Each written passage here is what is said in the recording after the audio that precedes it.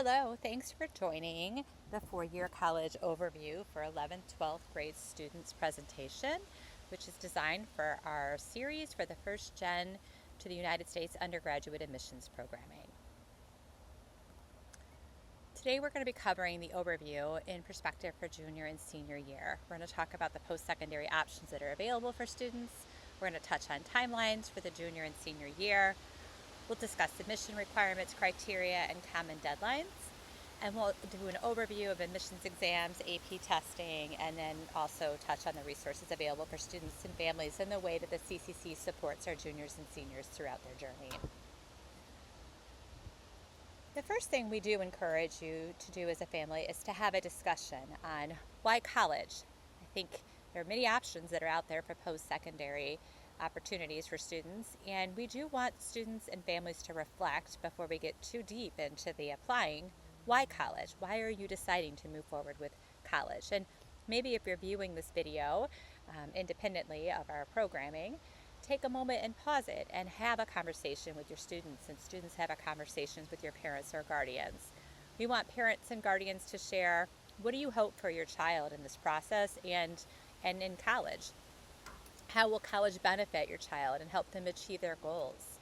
And how do you want to support them in the process?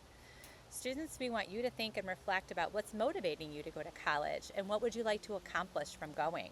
And what are your personal goals for life after Stevenson High School? We know that the college process can be stressful and anxiety producing, and sometimes as families we forget the big picture and how we want to help each other through this process, and we get focused on the stress that comes around it. So having a moment to always reflect back to that big picture can really help families stay grounded. This is an overview of our post-secondary educational system in the United States. We know that many other countries, the system looks very different. Some countries you could start right away in medical school. That is not the way that the United States has their setup for their post-secondary options. We do have an undergraduate level, and that includes community colleges, which offer certificate 2-year associate's degrees, and that includes colleges and universities, and we use those names interchangeably, that have a 4-year degree. Usually that's considered a bachelor's degree.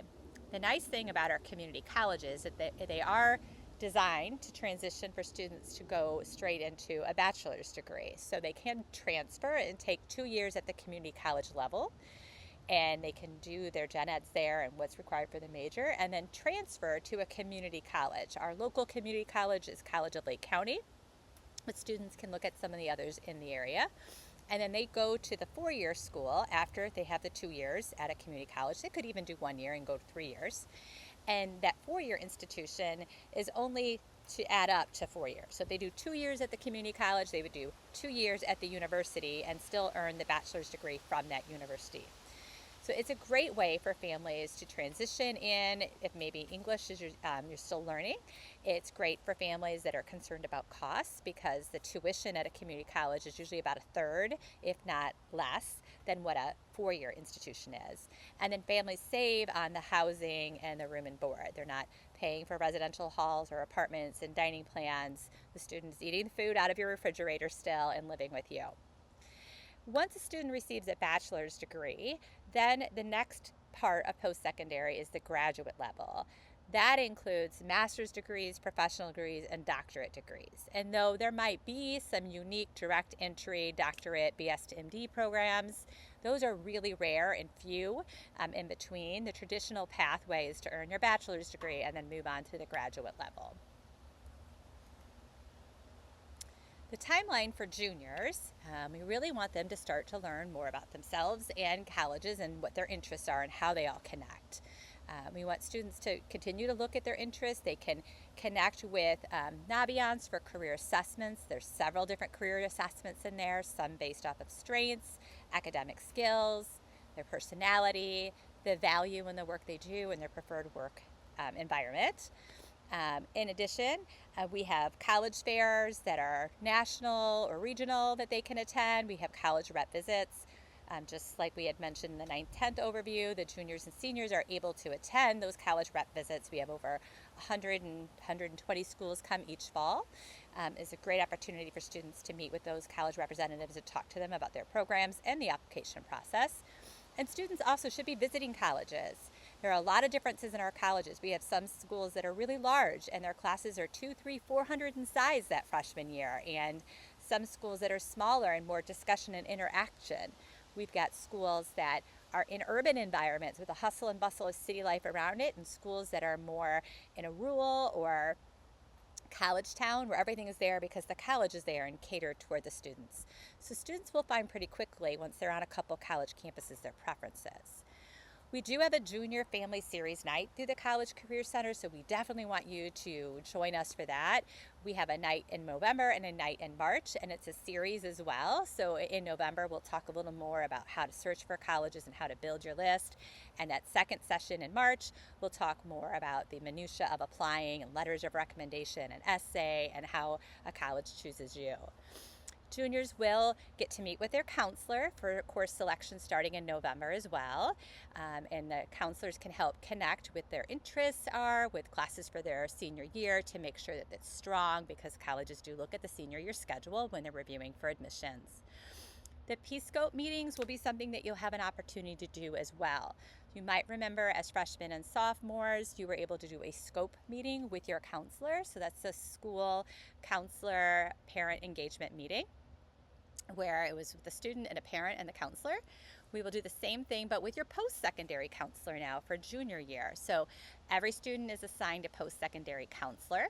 We are aligned with your SSTs, so there's a post-secondary counselor for the East Side Student Services, and there's one for the West Side. We do the post-secondary counselor meetings from mid-November through the middle of June with some Saturday offerings too. And during that time, you will complete a worksheet ahead of time and turn it in, and then schedule the appointment, and then we will take a look at your preferences and your priorities and create a list of colleges that you may want to consider in your search. In addition, college admission exam testing is in April, so the current status is that would be the ACT with writing, and that can be used for colleges. Students may opt to take more ACTs or SATs. They're both treated equally in the process. Those would be taken on Saturdays, and students would need to register separately for those. We do encourage students, if they're looking at testing, to probably do it, at the end of first semester of junior year and second semester junior year, because that's when you have the most content knowledge to support your testing. For senior year, it's a little more into the actual applying process. And a little later on, we're going to talk about the college essay workshop that students can take, and that's going to be between the junior and senior year, where they get a chance for 4 days. During summer school, it's only 4 days, and it's offered several times to develop their essays, seek great examples of essays, and get feedback on their essays. We do encourage seniors to continue to attend rep visits at Stevenson. We have a financial aid night that really we do encourage juniors and senior families to attend, and that happens in late September, early October, with the recording on our website, as all of our evening events are recorded and on our website. We will also, not mentioned on here, have a FAFSA and Illinois Alternative Aid workshop that usually coincides just after the FAFSA opens, and that will help families complete the FAFSA. It actually is mentioned in here, I'm sorry. And usually we want you to do that within 1 to 2 months. Our FAFSA workshop is usually just a few weeks after it opens. It's going to open up on October 1st, your senior year is when the FAFSA opens. Students can opt to retake the ACT and SAT, but we really encourage them to try to do it. I would even say maybe even the early October. The end of October is getting really tight for deadlines.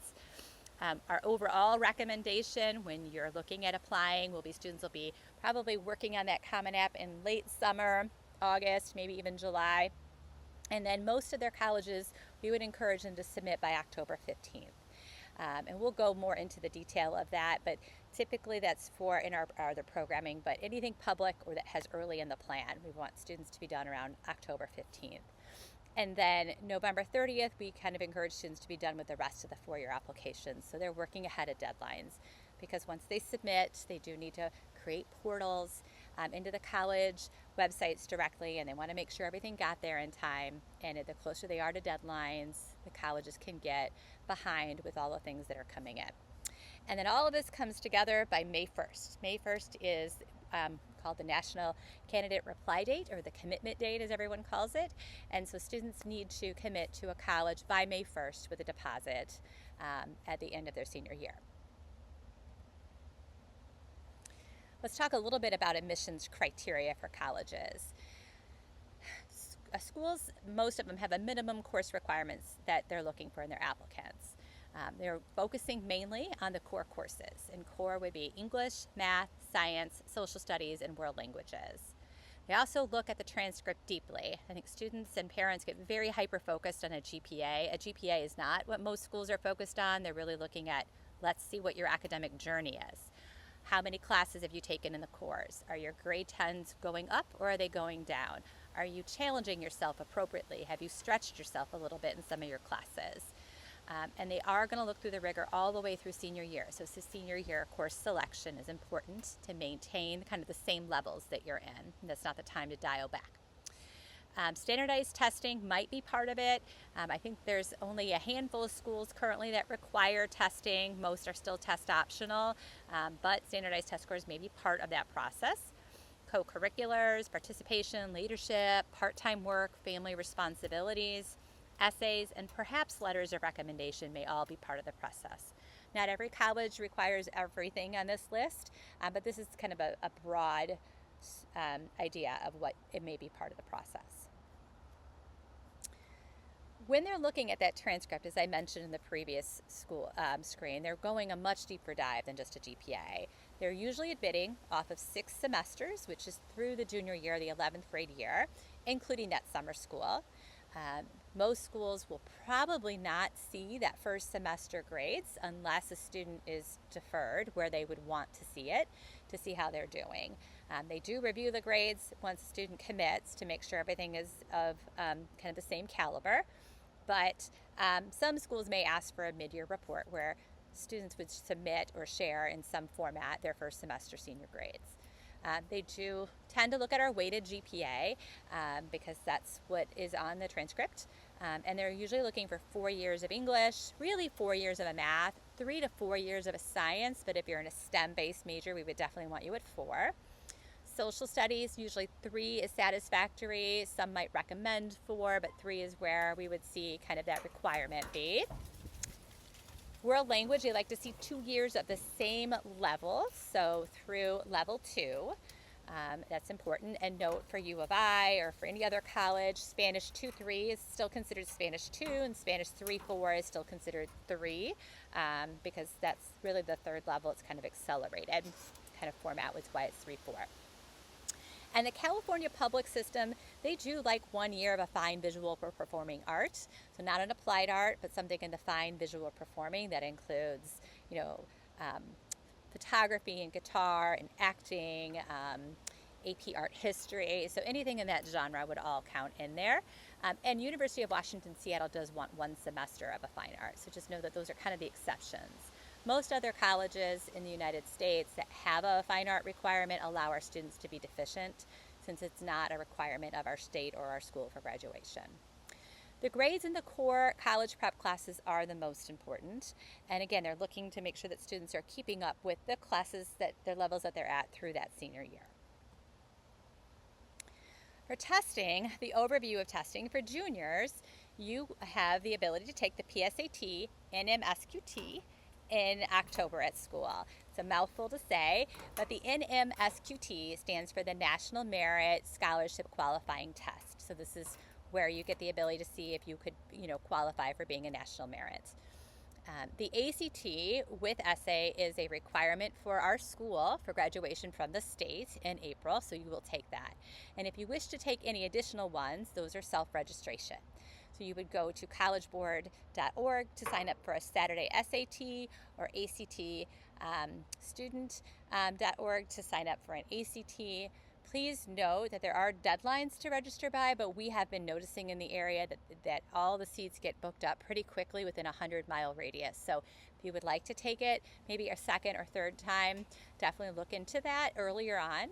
And I would tell students there's really not much proven research to take it beyond 3. Usually at that point you're trading around scores. So we don't like to see students taking it 5, 6, 7 times. Testing really is a very small part of the admissions process, which I know is very different than any other country in the world. We focus way more on the day-to-day work ethic of your transcript and how your core classes are going than we do on a test score. The junior and seniors, just like maybe perhaps some sophomores, you might be taking some AP exams, and those line up usually still the first 2 weeks of May. Typically, those are not used in for admissions purposes. They're more for placement purposes and college credit. You might be able to self-report your scores if you wanted to share them for your AP scores in your Common App. But for purposes for the college, you won't need to send them until you know where you're committing to. Summer enrichment opportunities are great for students to explore too. There isn't a certain thing that colleges are looking for. We just really genuinely, again, kind of big picture, want students to find ways to explore their interests in deeper, meaningful ways. There isn't a right or wrong in how to do that, whether that's talking to somebody that you know, maybe doing a job shadow, summer enrichment opportunity on a college campus, reading about it on your own. There are lots of different ways to explore interests, co-curricular activity that aligns with it. We just want them to continue to learn to explore. If you would like a list of summer enrichment opportunities, typically we list the ones on college campuses in Naviance. There's a section in there under college called enrichment. We already mentioned the college essay writing workshop is a great opportunity in the summer between their junior and senior year, which is only 4 days. The Spark opportunity, some of you might have heard before, is through the science department. It is a very competitive process. Not everyone is able to be matched for research, but there is a way to go through that. Obviously, our summer school SAT, ACT preparation is something you might want to consider, but we always caution families about doing it too much. We would much rather see you explore your interests, really focus on your academics and spend a ton of time doing test prep. And then part-time work is valuable, volunteering, and internships, which we know are rare and hard to get. Don't feel like you have to have an internship to get into college. There are some that are out there, but know that that's not expected. We do have a career resource specialist in the College Career Center. This individual helps with career planning specifically, so they're different than the post-secondary counselors. They help with keeping a database for internships and job shadowing opportunities. They also do career talks during the day and at night for students to kind of connect with people in the field. They don't find an internship for students, but manage a database for them. And they also head up the summer job fair for part-time work that we have usually in February of each year. And we also have a Career Ready Trade Expo evening that includes the military in March, that they also manage that too for jobs that are or careers that are really limited in post-secondary education. So that would be an associate's degree or less and are more on-the-job training with great opportunities. Real estate, cosmetology, the traditional trades, veterinarian technician, EMT, police, those kind of professions. And then students can schedule with a career resource specialist through the College Career Center. They can come right into 1123, or they can visit the CCC's website as well. I want to thank you for listening to our First Gen series. We hope we found the overview for the 11th, 12th grade years helpful. We look forward to seeing you in our programming through the College Career Center, which will go much deeper into most of these topics that we've covered today. Thanks and have a great day.